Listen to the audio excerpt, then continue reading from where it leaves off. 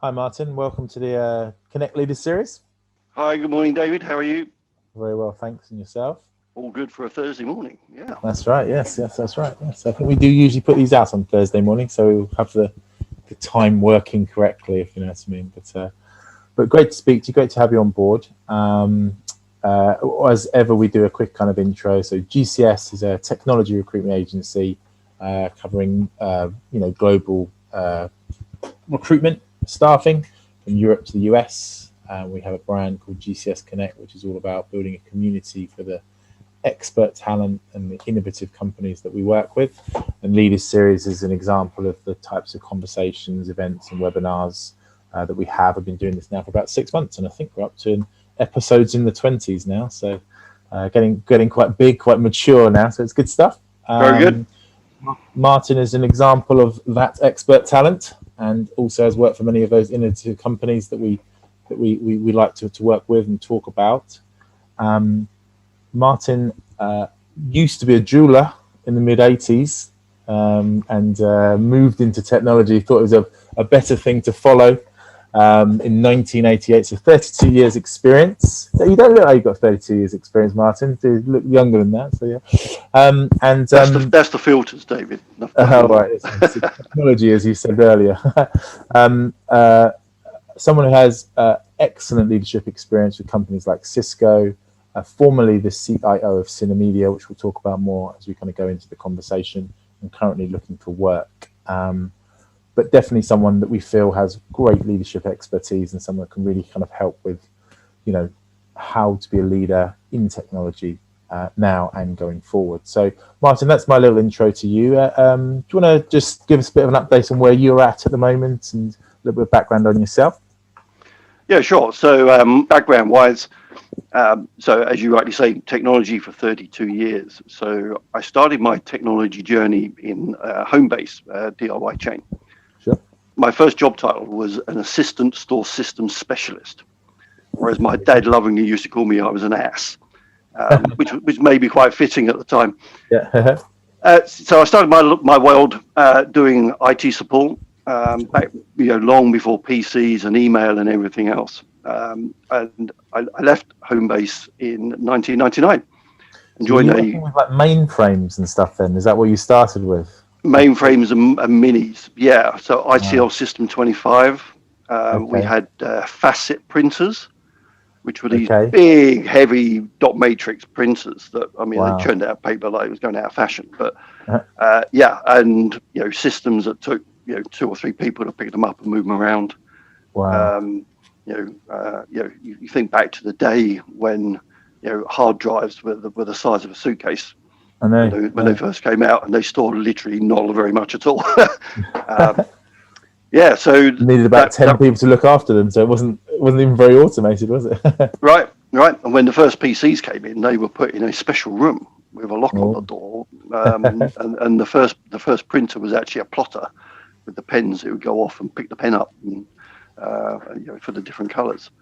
When I work with the guys that we have working in recruitment now, I started recruitment in 1996. So I tell them about fax machines. So we used to have to fax CVs, and they were in a moaning about, this doesn't happen. I can't send my emails and my email or whatever.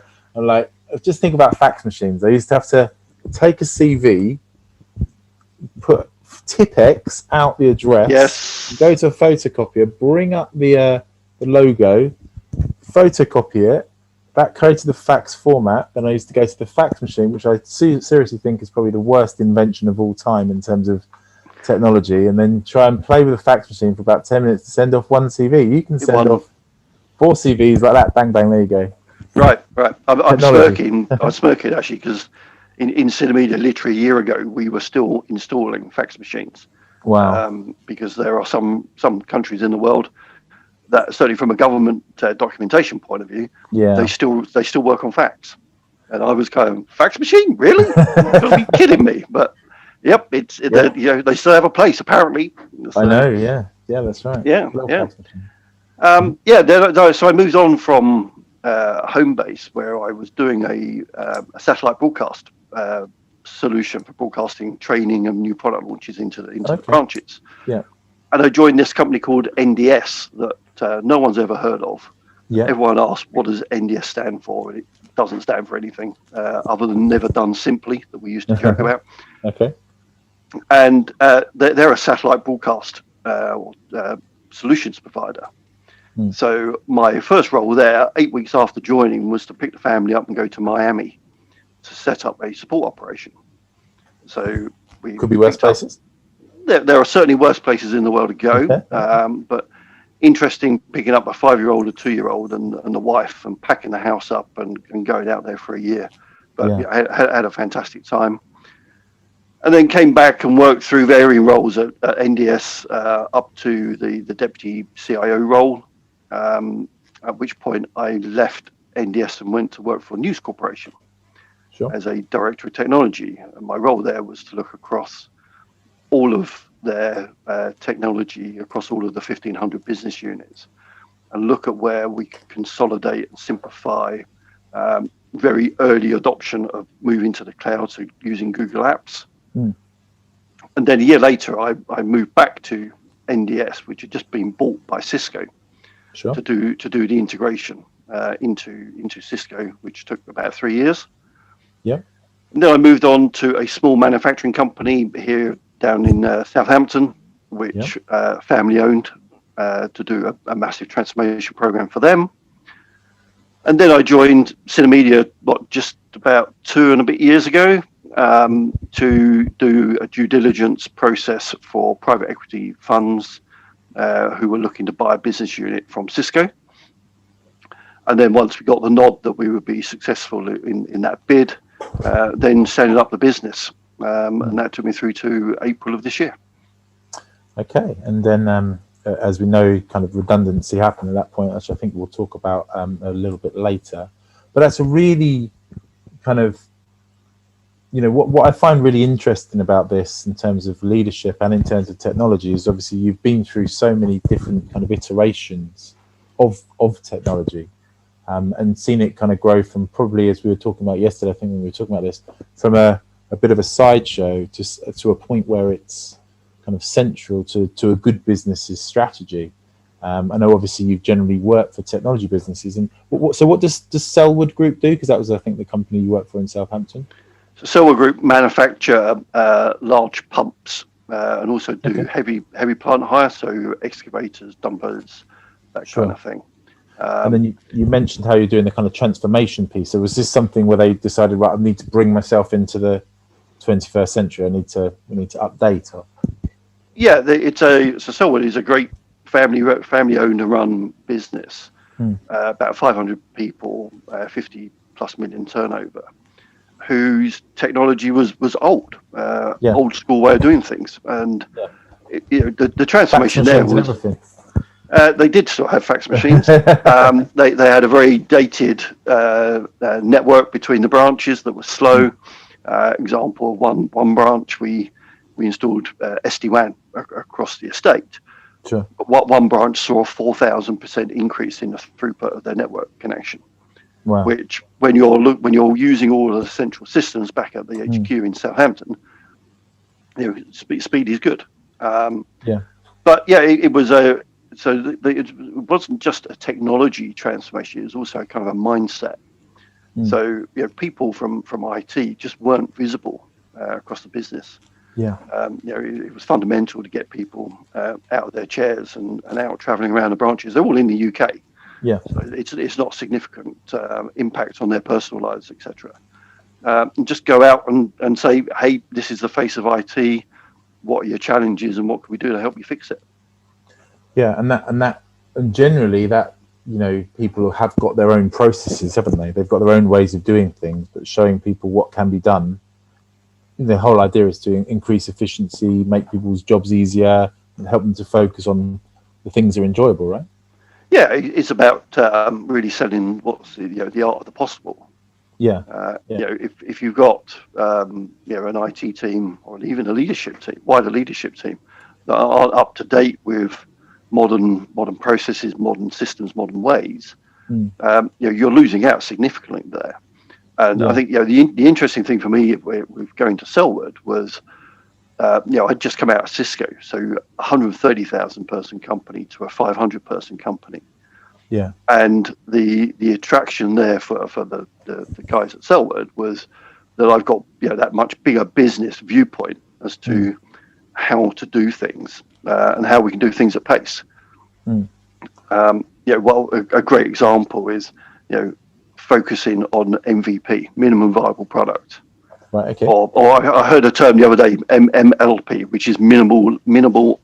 Put my teeth in. Minimal lovable product. Right. Okay. So it's at that point that you can put your arms around it and say, "Yay, this is great." If you're launching something new, it hasn't got to be fully functional, with all the glitz and glamour around it. So one of the things we looked at was doing an app for customers that, while functional and looking great to the customer in the back end, it was doing nothing. It was literally just sending an email, and then we had humans pedaling like crazy, like a duck or swan swimming. To be able to deliver the experience while the back end processes and integrations were continuing to be built. Yeah, we could launch something. Was that partly much quicker. The kind of types of markets, I guess, global players, you're selling pumps, types of markets you're selling into, and not necessarily, like we said, as up to date as kind of 21st century. So while it's good to have that look, that UI, it's not essential to be able to do all it's important is to be able to deliver the products, really. Exactly. Yeah, it's delivering the service and being first to market with that service.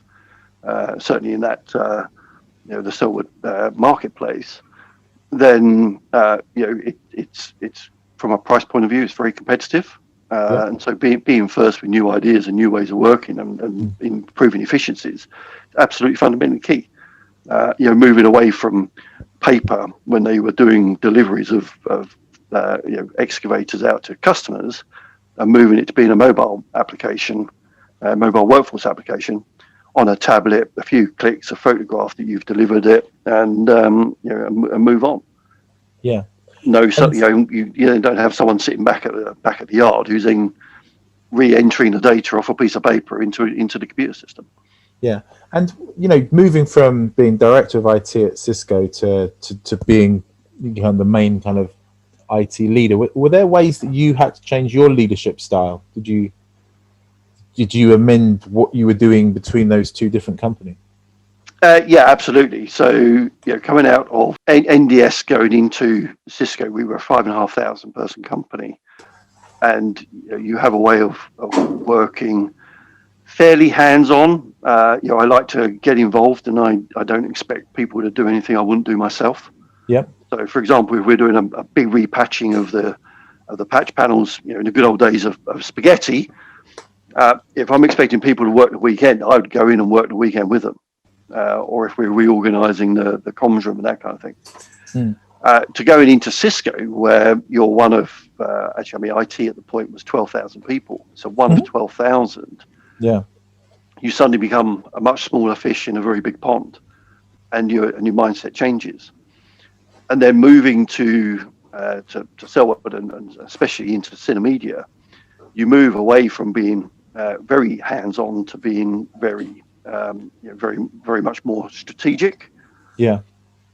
So the strategy is coming first. The selling of the vision into the board, into the exec committees, and actually into the wider business of what you're doing, why you're doing it, and then I still like to say that I'm kind of hands-on. Yeah, I think it's important to be, isn't it? It's important to, I think, show that passion. You talked a lot about passion as a leader. Right. I think that you're obviously leading people that are doing the job. So I think you have to show that you care and enjoy the job they're doing, don't you? And I think it's also, as a leader, you've got to keep your finger on the pulse to some degree, because technology, especially, moving on so fast, that you've got to keep your hand in a little bit, because if you've got teams or architects coming to you saying, "Hey, look, there's this great new thing, we must have it," you can actually take a educated, informed decision as to whether that's actually a thing we should be doing, or whether it's something that could be put off. Right, especially in the current climate, cash is king. You want to keep it in your own bank, right? That's right. And sometimes it kind of goes around in circles, doesn't it? Because then you talked about mainframes and that sort of thing, and then you could argue kind of going all the way back to the cloud, it's kind of centralizing everything again, isn't it? Yeah, exactly. I mean, it's it's a great term, and there's a lot of value in it. I mean, go back to Homebase. It wasn't our mainframe. We were using Sainsbury's mainframe because they set up and owned the business at the time. But I think for me as a leader, what was very different in Synamedia was building a big team from scratch. Yeah.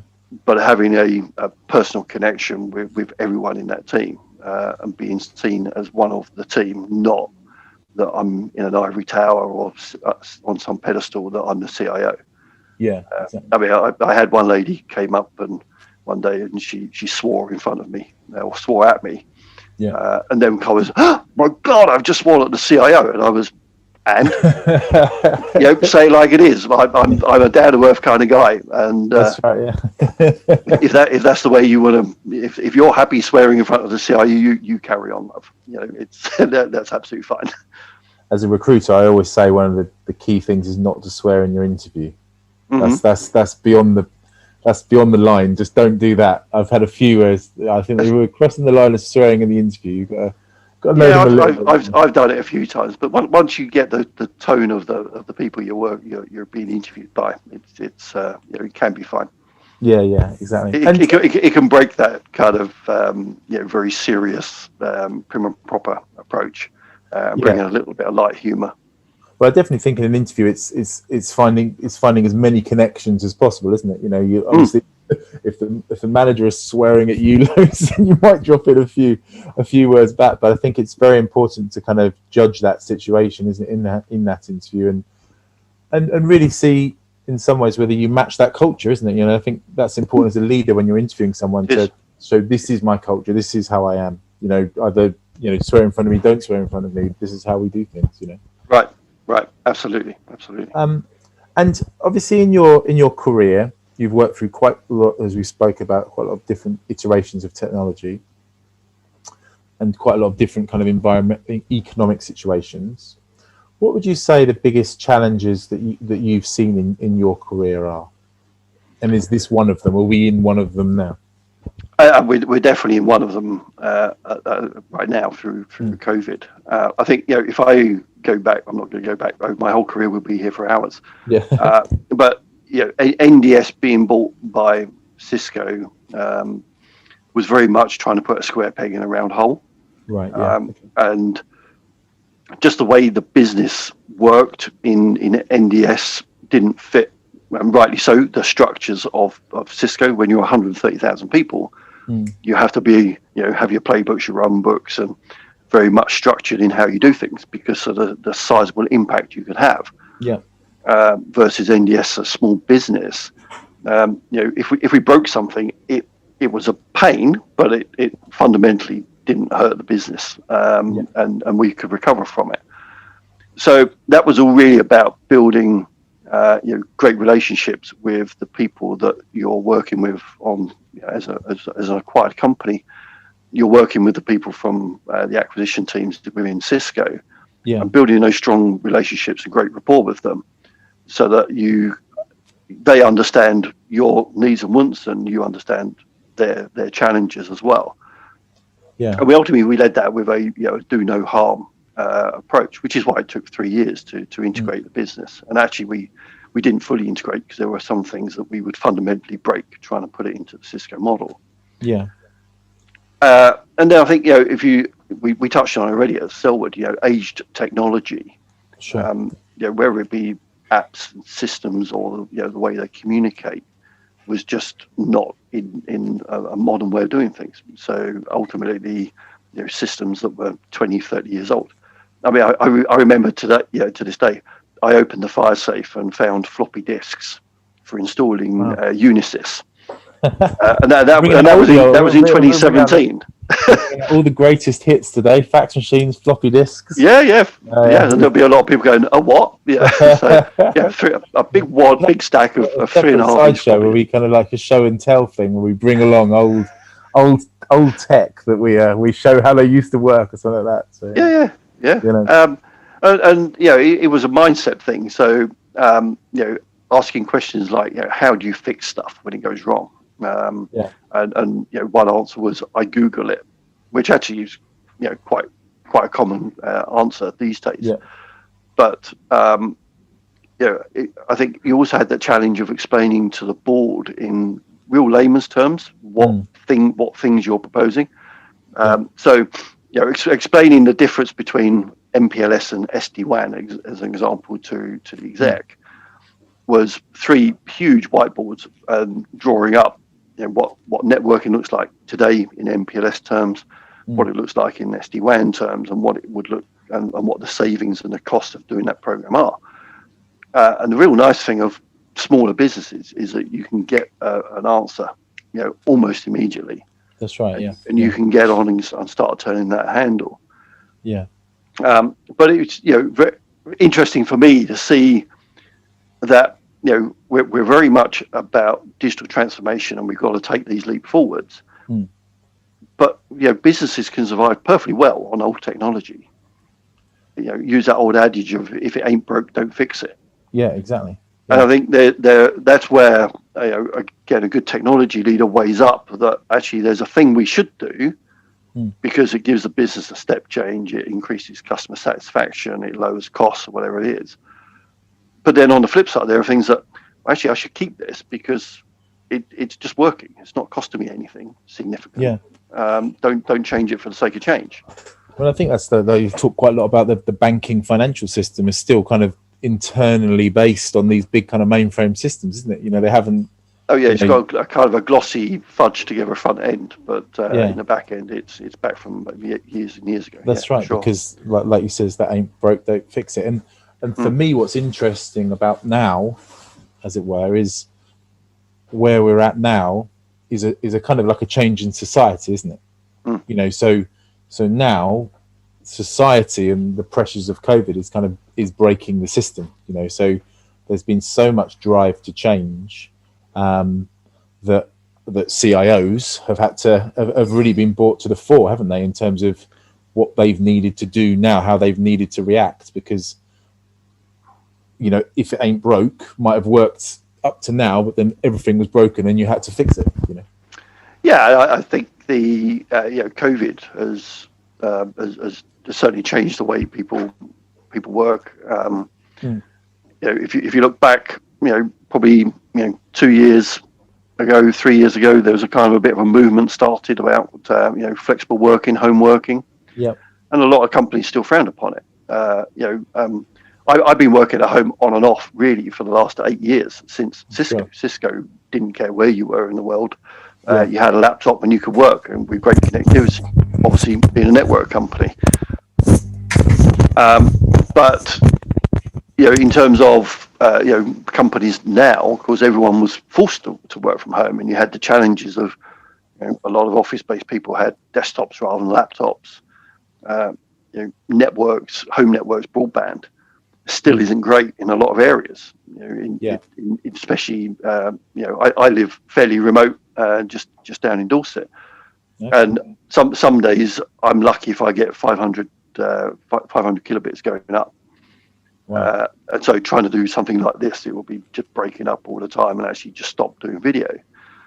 So that's a real challenge when you're thrown immediately into having to work from home, and there are no solutions to it today, other than putting in other secondary phone lines to double up your network connectivity by pairing them together. It's been challenging, certainly for smaller businesses that don't necessarily have the technology teams that are there to be able to react in an appropriate timescale. I know my daughter's boyfriend. Yeah, he just took screens and PCs home. Sure. Yeah. That was a solution, right? But then he was expected to have an RJ45 connection because that's what the PC was connected to in the office. So having to go out and buy Wi-Fi dongles, which were in short supply, and I know, how do you now print things because you didn't have a printer, and those kind of challenges. That's right. Well, I've got my trusty ThinkPad, which Mm-hmm.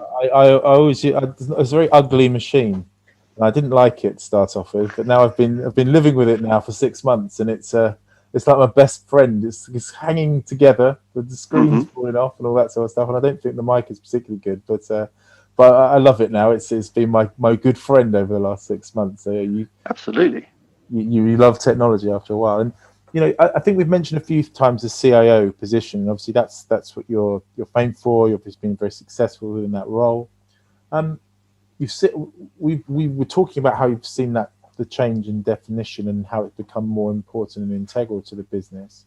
Do you think the CIO role is important enough to think? Do you think businesses see the CIO as important as maybe the CFO or even the CEO? I don't. In my experience, I don't think. But from my experience, from others I know at the CIO or head of technology type roles, Yeah. I still don't think personally they get enough of a seat at the big table.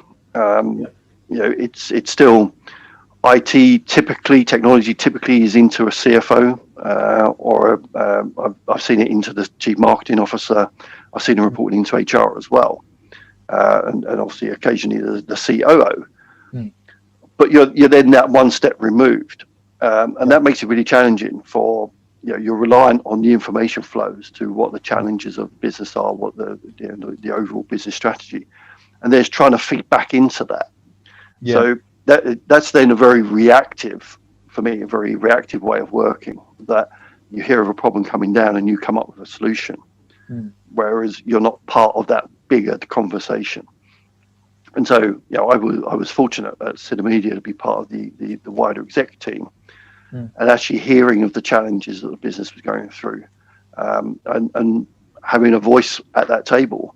Albeit I reported into the CFO, but I also had the seat at the table. Yeah. And just to put some color around that, so Synamedia was a carve out from Cisco of a complete business unit. Yeah. So, to all intents and purposes, it was a 3,500 person startup. Wow. Yeah. And so we had the benefit there of having a blank sheet of paper, especially from the service organizations. So finance, IT, HR, procurement, to stand those up from scratch the right way for a company in the year 2020, and removing a lot of the old legacy. And a lot of that was having those conversations with the exec of we should do A versus B. And I won't mention any particular technologies, but what we saw coming from what we gained from Cisco was 950 different applications and tools. And part of that process of the exit, we reduced that down to about 400 by consolidating and simplifying what we do and how we did it. Doing things like migrating from using Box, because we were Office 365. So we have OneDrive. Is it on a par from functionality wise? No. But it was good enough for what we needed and saved the company significant amounts of cash. Minimum viable product. Exactly. Yeah. What do you want to do with documents? You want to share them. You want to be able to save them. You want to back them up. You want to be able to restore them and have versioning, and obviously the security around it. And we found this great little company called Tavella, who for not a lot of money did that migration for us of 15 million documents over a couple of weekends with zero failures. And it was finding those little niche businesses that could really help us move at pace. Yeah, exactly, and that's what you need to drive that strategy and lead, isn't it? I guess, because like you said, the importance of IT and the importance of digital transformation becomes more and more important as you kind of go through your career, doesn't it? It's not a sideshow. It's the central driving engine, and I think that's really, really important. Right. Obviously, at the moment you're looking around for work. You were made redundant in April, as there are many people out there at the moment, sadly. How are you personally finding that? I mean, how is that process at this moment? This must be the longest time you've been out of work. How do you find it? It's tough, and I think it's tougher for anyone and everyone, no matter what your level. But I think as you go up to the more senior levels, the jobs are fewer and far between. Sure. My observations right now is that you've got to be looking on the right website at the right time. You then curate your CV and write a cover letter when you put it in, and it largely goes into a black hole. Yeah. Pleased to say that's not the case with your good selves. Sure. Yeah. And it is challenging. There's an example. I applied for a job going back a couple of months now, where I was one of 1,900 applicants applying for a CIO role, and you kind of think there can't be 1,900 people that can run global IT, and want to be based in London. From talking with the agency, they just said, it actually, where technology has made things simple, actually has made your lives as recruiters a nightmare, because it's so simple for anyone to apply for any role these days. You get inundated with CVs and applications that you've then got to try and weed that through. And if you're not very early, top, maybe 40 people applying for that role, you probably don't get a look in at all. Yeah, and I think more and more agencies are moving away from that human touch as well, and to deal with the higher levels of applications. And again, you've got technology. You've got technology doing ATS systems that are doing filtering. Which if you don't curate your CV to look exactly the way it needs to be, you're not going to get a look in, and that's tough. Exactly. What becomes frustrating for people is kind of sitting at home applying for jobs 5 hours, 6 hours a day, and getting no feedback. Literally, you get you haven't been successful. Okay, that doesn't tell me why. That doesn't tell me what I need to. Is it a skill set problem? Is it you just didn't like the format of my CV? If you get rejected by a computer, why did you think it didn't match? And actually having the opportunity to come back. Recruitment really does need to have that more human touch. I've been to spend a lot of time on LinkedIn. I think getting a profile up and answering posts and putting questions up. From an IT standpoint, making contact with a lot more IT leaders, my peers, helping them out where they've got questions. I've been doing some pro bono work to keep me occupied, and working with a few. Actually, I've got involved with a few startups. Just again, keeping my fingers in the pie, as it were, of technology and what people are doing and what the world's starting to look like. Yeah, exactly. And I think keeping that active, keeping that fresh, getting involved with things that excite you. I really do wish you the best. We've spoken about this as well. It's about kind of creating that network, isn't it?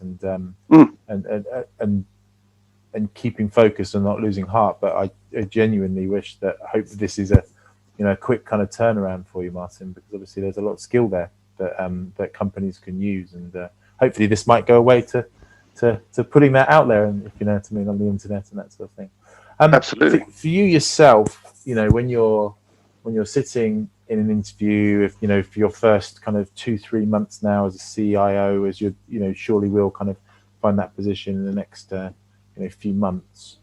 How do you think you'll do things differently? You've started as a CIO in different kind of organizations, but this is the post-COVID world now. So how do you think you might start differently now you know that you're in this kind of remote working world? So I think you've got to embrace the technology. And we're doing this over Zoom right now. The face-to-face interviews, I think there's always that different connection you get in person versus over video. Video is great, but it's not a true replacement. No.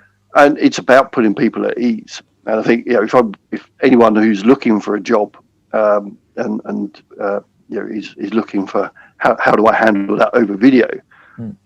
I actually saw a post about this the other day and commented that the thing I do to to really kind of try and get that human connection and the eye contact is, rather than looking at the person on your screen, look at your camera. And you kind of go, well, I'm kind of looking at my camera. So what I purposely do is I put my camera up higher where it's looking out, well, I'm looking out of a window. So now it doesn't matter what's going on the screen. You don't get put off by what's going on the screen. You're looking out across your garden or whatever it may be. And then you're looking at the camera, and that gives you a different level of connection. And I think you've got to bring, as I said earlier, you've got to bring some humor into it.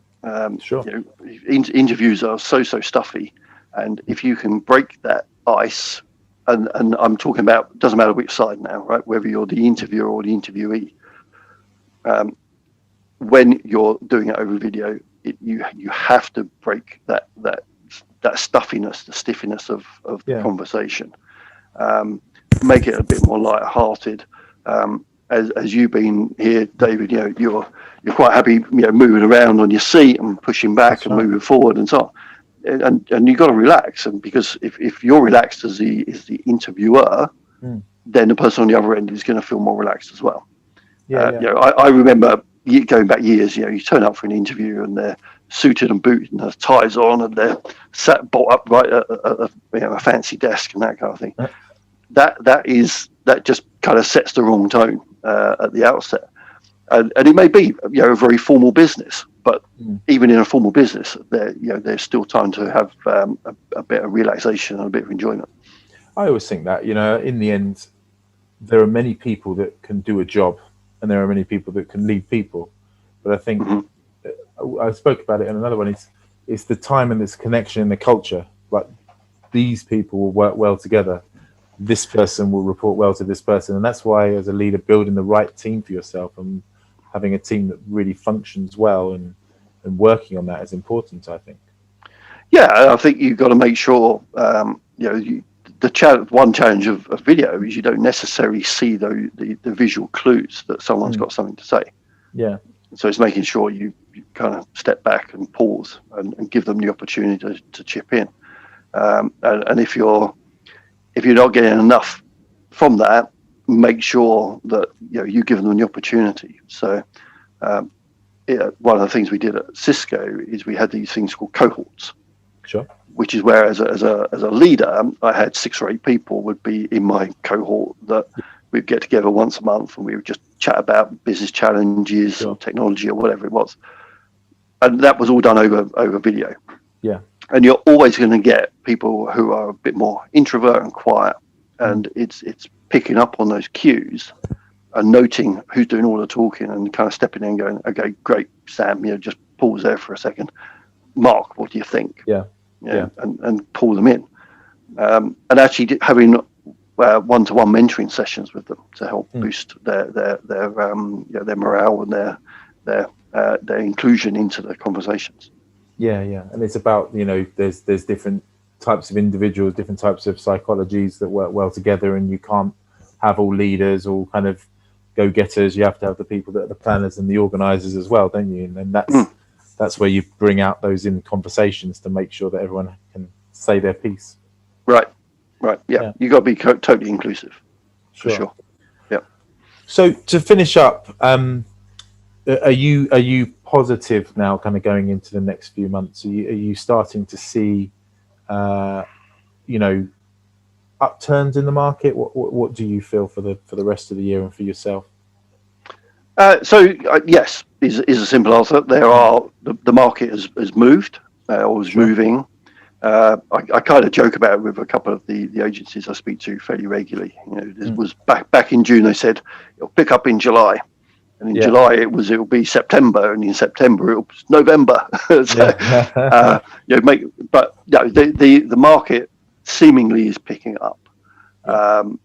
There are certainly you're seeing more and more jobs across all different levels. Yeah. But fundamentally, we've got to break this way of having things like one-click apply, because that's killing business in terms of whether you're a recruitment business and you're getting thousands of CVs that you've got to filter. you're passing those on in some cases to the hiring manager, who's now flooded with CVs to review, and is actually making the process really long and really painful. But it's on its way up. I think it will really pick up come January. A lot of businesses you hear are talking about they're not really going to be back into their offices and back into their normal flow until the new year.